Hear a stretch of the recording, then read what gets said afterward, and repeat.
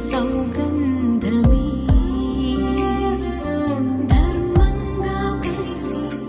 అర్థంతో విరిగి బతకడమే పెళ్లి పరమార్థము కామాన్ని గెలిచి మోక్షాన్ని తెలిసి సాగడమే కళ్యాణ పురుషార్థము స్వర్గంలో ముడిపడి నేలకు చేరిన జంటను కలిపిన చక్కని పండగ పేరే కళ్యాణమే కళ్యాణమే నూరేళ్ల